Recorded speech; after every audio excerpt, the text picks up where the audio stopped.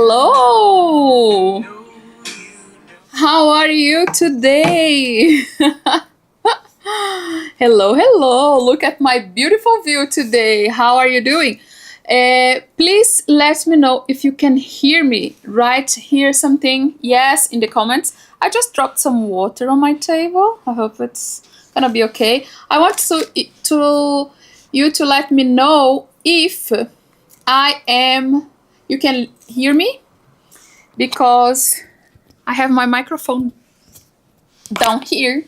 So I hope you guys can hear me. You ladies, you queen. Welcome to my live series, Influencer Business Class. The series where I teach you how to become the influencer of your own business. Today, directly from Les Trois Vallées in France. It's the region in France well known from being a paradise ski resort area with all the jet set people from all around the globe. And we are here this weekend, me and my best friend, enjoying some nice time, and hopefully I'm gonna be able as well to ski a little bit tomorrow. Let's see how my knee is doing today. It is not doing so great. I think because I walked too much yesterday, right? So let's hope tomorrow is better. I'm gonna try to take it easy this evening. I took this easy today already. So let's hope. But please let me know here in the comments that you can actually see me, hear me, and I will keep going.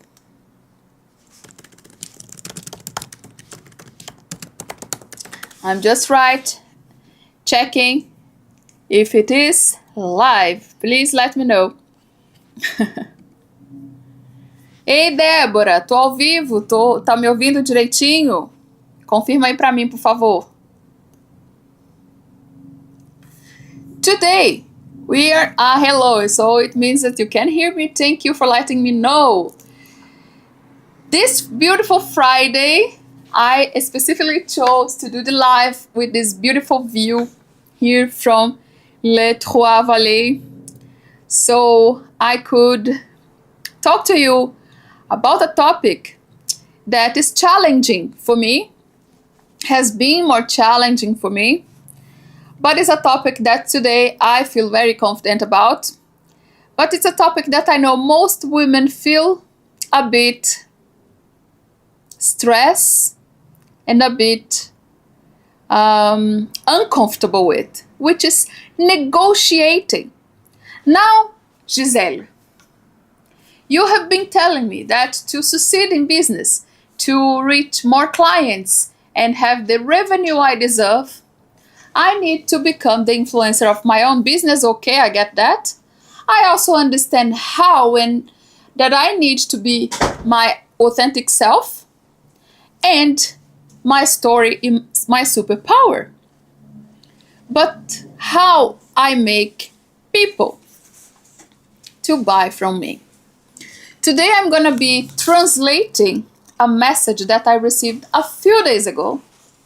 Okay, not a long time ago, but a message that I received on my Instagram with only about 200 followers.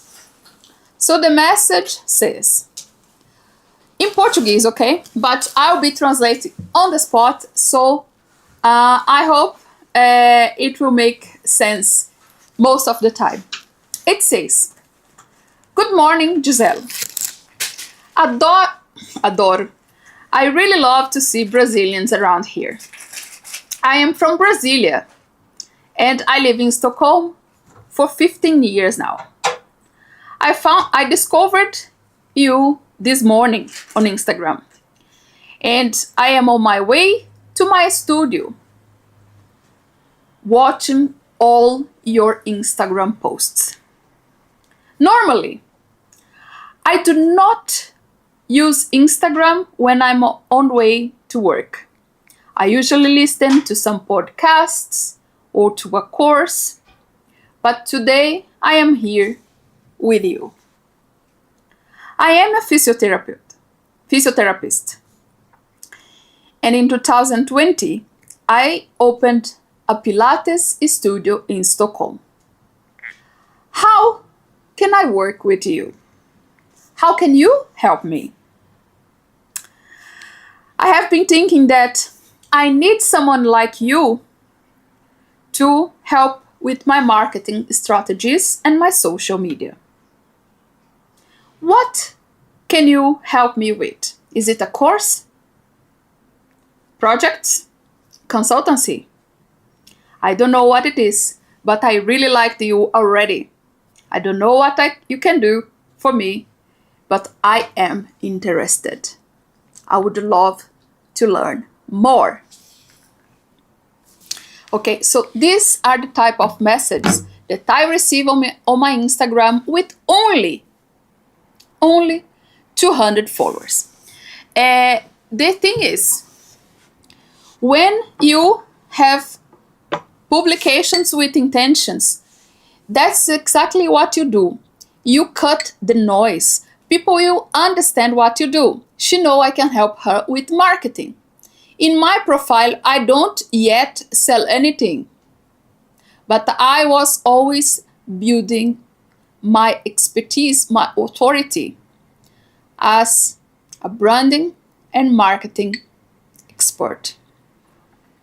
And that's exactly the reason why people contact me, for the same reason, right? And then today we're gonna deep dive in how can I turn this message, not only attract this message, because this is a proof that's what I'm teaching you works, right? But today we're gonna talk about now how you turn those people, those followers interested in your content, people who connect with you, into paying clients. So here is the thing. When we start a profile on the internet, on social media, especially if it is a business profile, we tend to start focusing, oh wow, now I have a business profile, let me sell. I have been telling you these past few days when I go live every single day, a total of 0 persons open social media with the intention to buy something. Yet they buy things on social media all the time, right? But they don't buy it because people are, oh, here's my discount. My product is the best. My service is amazing. Because this is boring. I remember when I was a child in Brazil, there was this very famous or very strong marketing and advertising on TV, right? We only had TV at that time, which was, it is chocolate, of course, towards kids. So at that time, you could advertise for kids on TV. But this was a chocolate in a format of like a lipstick. It is called lipstick in Portuguese, batom. So the chocolate batom, or lipstick in Portuguese, they had this advertisement on TV with they kept repeating, compre batom, compre batom, compre batom, like a nightmare to the parents and to the kids. Imagine. But it's something that fix on your head, repetition. But this type of advertisement, marketing, doesn't work nowadays. It might have worked 30 years ago, but not anymore. Why? Because people, they are searching for entertainment. And now with the social media, with the power on your fingers, if you see compre batom, you just change channel. And that's what, when people, they scroll, they don't watch your reels, they don't watch your posts. Why? Because you're always trying to sell something. Remember, if you are using that space to build your business, you need to be smart and adjust your communication to connect with people. That's why I tell you, your story here is your superpower. Because when you bring people to your daily life and you create a community around what you do, people will feel interested in opening Instagram to watch and what you do. And then you do like on TV, breaking news. TV is not entertainment or news and then advertisement. It is advertisement, and in the intervals, it's entertainment. What is constant on TV? It's always advertising. What is constant in a magazine? It's always advertising. What changes is the content. The same apply on social media. Let me break it to you today. For example, I am in this beautiful place here in France with my best friend. So I bringing you to that scenery. I share how I was tired last evening because we arrived very late at the hotel after a long day traveling. I share with you that today we went for a late lunch and all the restaurants in the village were closed. And by sharing these things that would be personal, you would just share with a friend, you feel close to me. Am I wrong? And then, after a few entertainment and proximity connection posts, I tell you, this evening I will be live talking about how to turn followers into paying customers. You see, it's a natural thing. It's just in the interval of the connection moments that you bring something that is for people to take action. If you're just looking for people's wallet, they will run from you. Let me say it again. If you are only chasing your client's wallet, they are going only to run from you. Okay? So, but Giselle, I understand. I need to post some personal things. I need to connect with my audience. I need to be real. But how can I turn those people already interested in my content into paying clients? You listen. That's simple.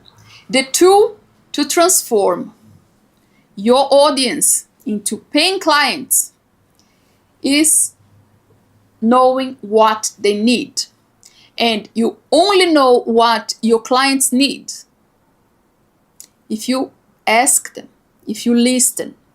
Okay? Don't try to sell anything right away. You ask questions. By the way, in my free workshop, the other day I made a promise. In my free workshop next week, Stories That Sell, you can subscribe in the link below if you are on YouTube, or on the link in my bio if you are on Instagram. Stories That Sell, I have promised you. I'm gonna share a cheat sheet with the questions I ask to my clients that's usually turned into a deal. Okay? So attend my workshop, so you're gonna get this great bonus that my team is already complaining to me like, Giselle, what are you doing? This is part of the mentorship program. But yeah, I feel that I need to share something that's really practical with you. So I'm gonna share the questions, the exact questions I asked my clients. But the strategy here is simple. If you have, let's say, a aesthetic, you do fillers, Botox, and other facial treatments. Usually the person is coming to you because she has a problem. Okay? But you as an expert will know more, way more, what your client needs than your client. But if you only know what your client is after if you ask. Let's say I contact you and you are a nurse that do Botox fillers, and I tell you, oh, I am not feeling. How much is Botox for one area? And you answer usually your price for one area, right? But this is wrong. Your answer should be something, and you write it down now. You should answer something like, "Hi Giselle, thank you so much for contacting me.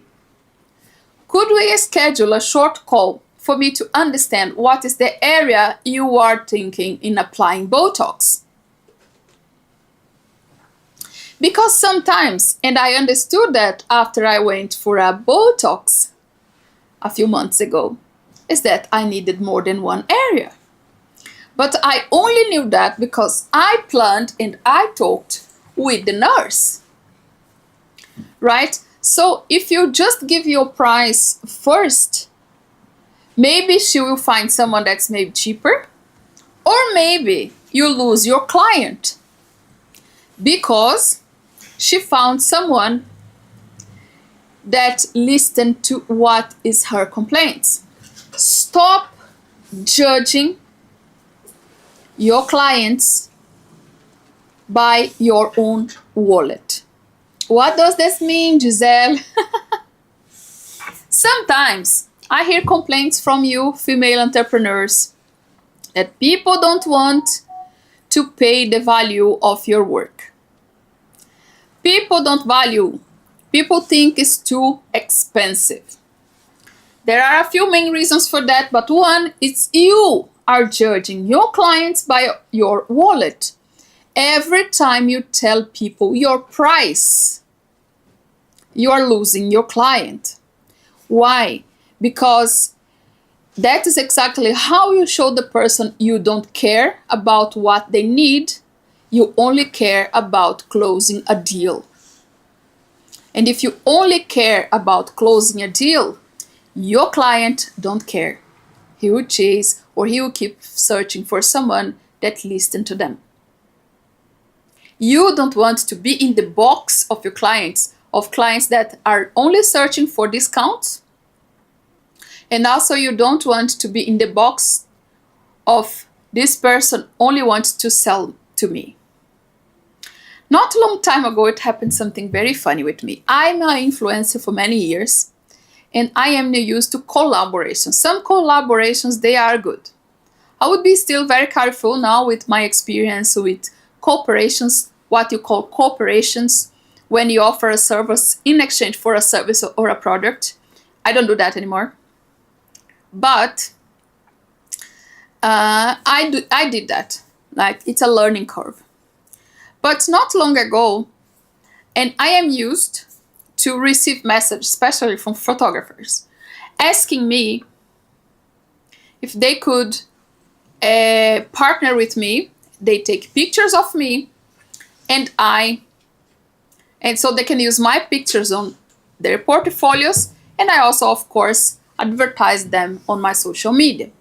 I have done that, like, I have lost the count.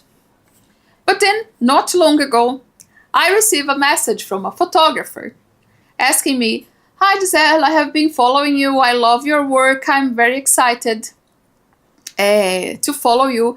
And I look at this person, she didn't have, or he, or well, whatever, didn't have so many followers. The work was good, actually. I was impressed. And I said, okay, if I can help, I will. I replied, I don't have much time available in the next few days, but maybe in 2 or 3 weeks, I could schedule a time with you when we could take some pictures. I understood that as a proposal for collaboration because she contacted me to propose, "I would love to photograph you." And I've asked. After I replied about my availability, I get an answer. "You know I charge for my services, right?" Of course I understand it's her service, she can charge for her services, but I also charge for mine. And then, it was a massive miscommunication. But it also showed like immaturity in social media and in negotiation. Because you don't approach your client trying to sell something that they didn't ask you for. You still can approach people, right? But the approach, especially if the person don't know you, needs to be completely different. You need to talk to a person like introducing yourself, and you could actually, that is another exercise that I have on my workshop, which how I tell you exactly how you should approach people. Why I'm not gonna teach you exactly now, it's not because you want us to subscribe to the workshop. It's like by the end you decide if you need to learn this or not, because it's your business, right? But because I want you to take action. And this is an exercise that I need more time to put in practice. But you can still approach people, but the approach is different. Don't try to sell anything, especially not fool someone into buying something they didn't want or they didn't search for.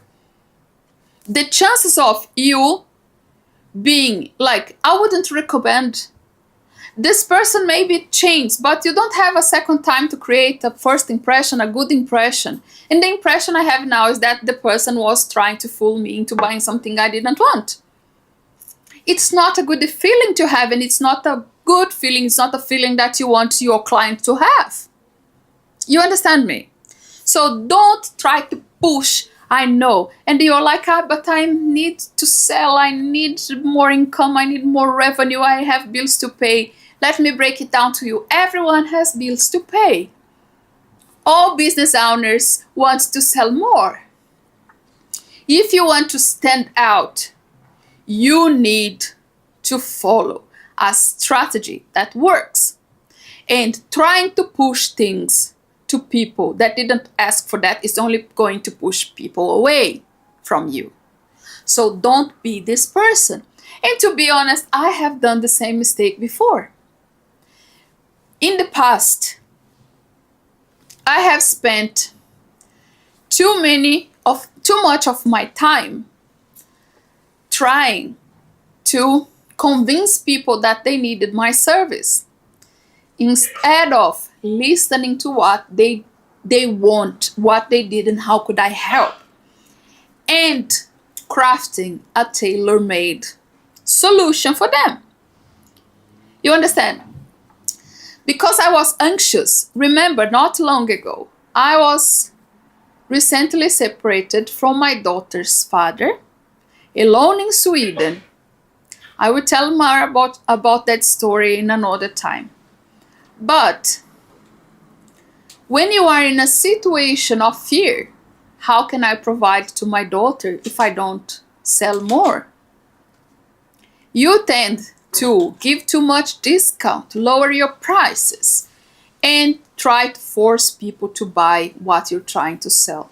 It will never work. I go back to John Kennedy quote, never negotiate from fear, but never have fear to negotiate.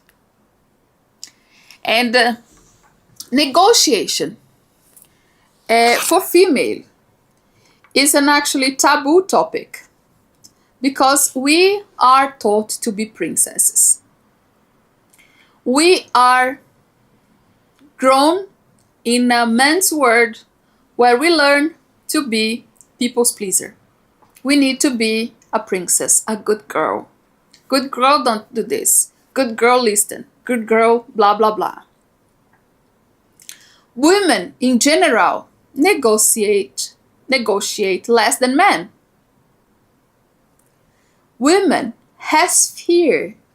What are people gonna think of me if I charge this, or if I ask for more money for this? What if I ask for a higher salary? But what is the cost of not asking and not knowing?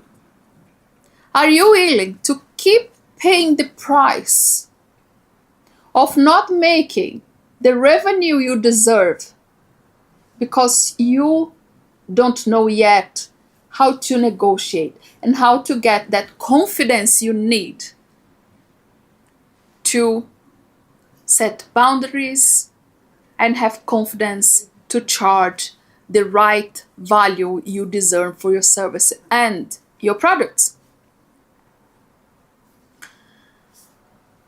The thing is, negotiating sounds scary.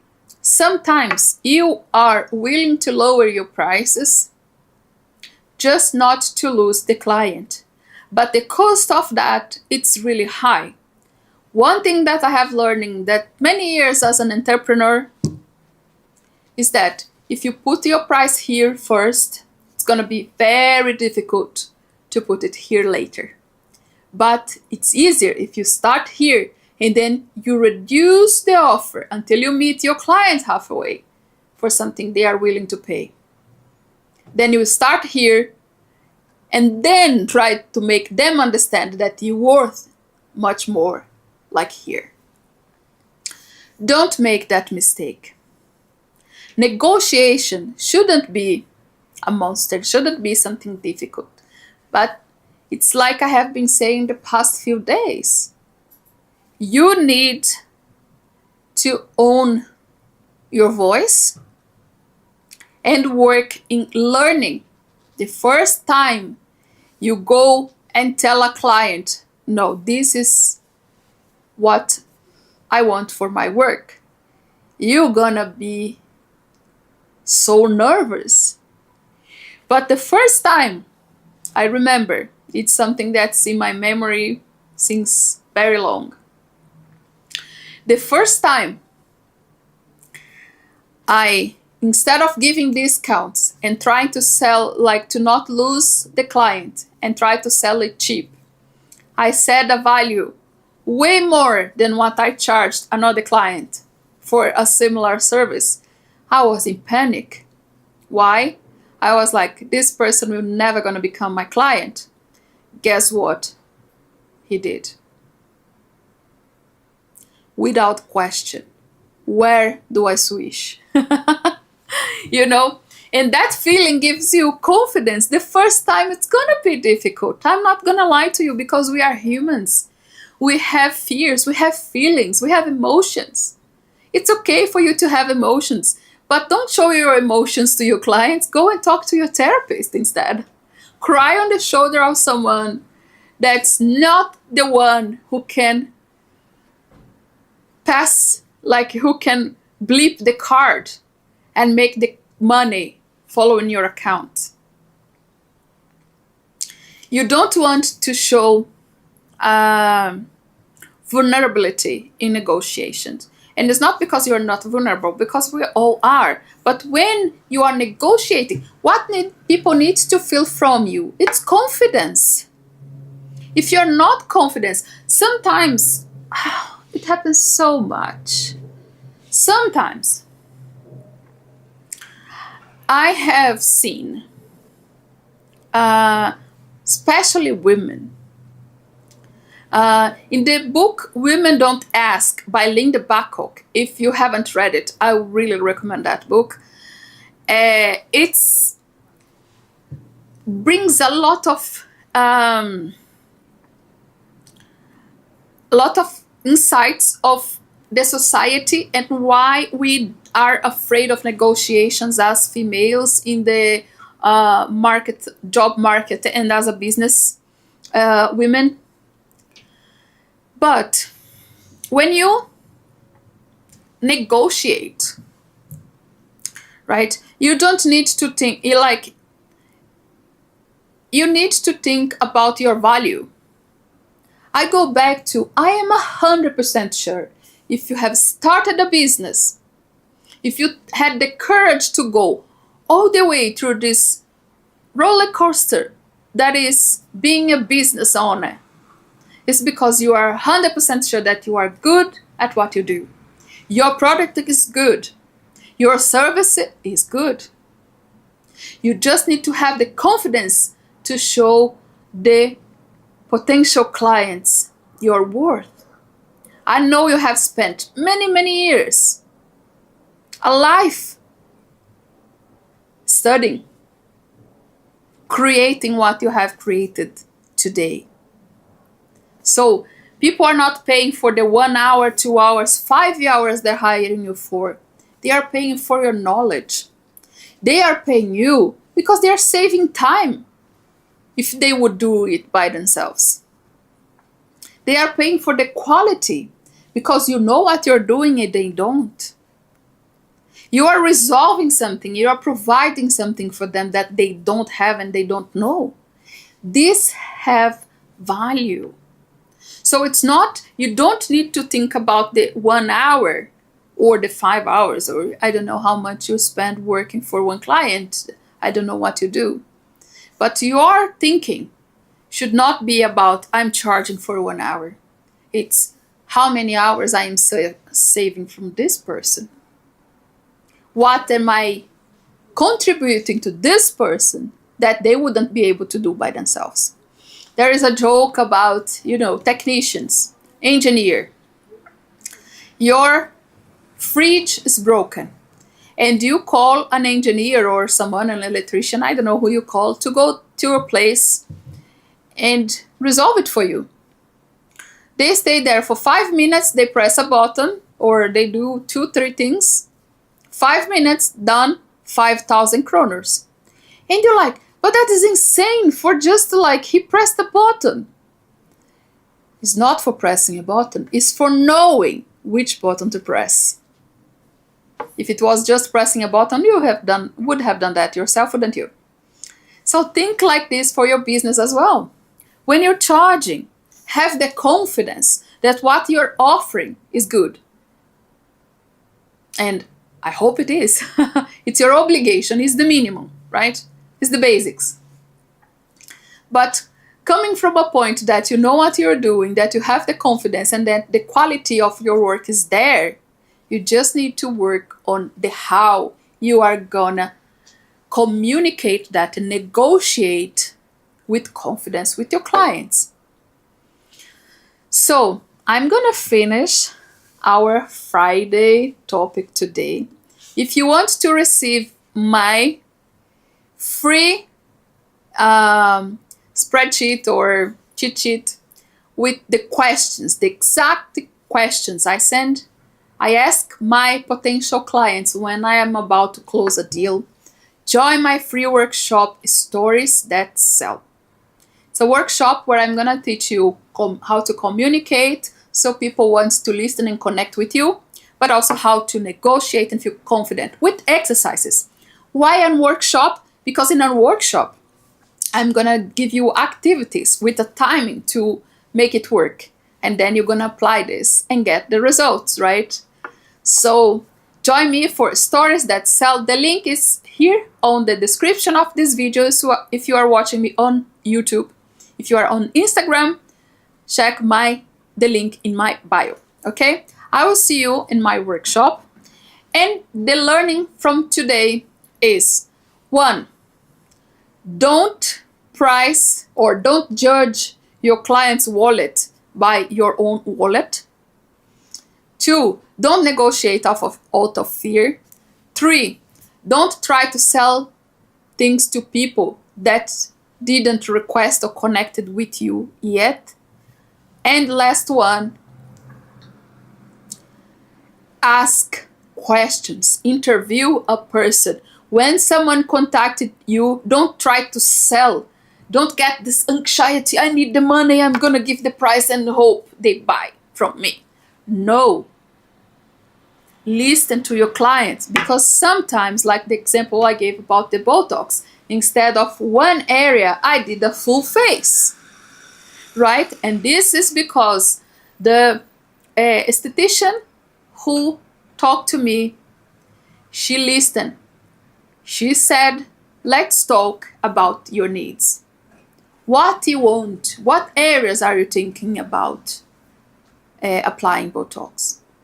And then I talked to her, and then we did all this. But she would have lost if she just replied, that's how much it costs. So listen to your clients. Be genuinely curious, okay? So that was it for this evening. This beautiful Friday here in France. I am going to Courchevel, 1850 for dinner, Valentine's Day dinner with my best friend. We're gonna have a nice dinner, and I am going to see you next week for more live series here on Instagram and YouTube, and I hope to also see you on my workshop Stories That Sell. Enjoy your Valentine's Day and see you next week. Bye.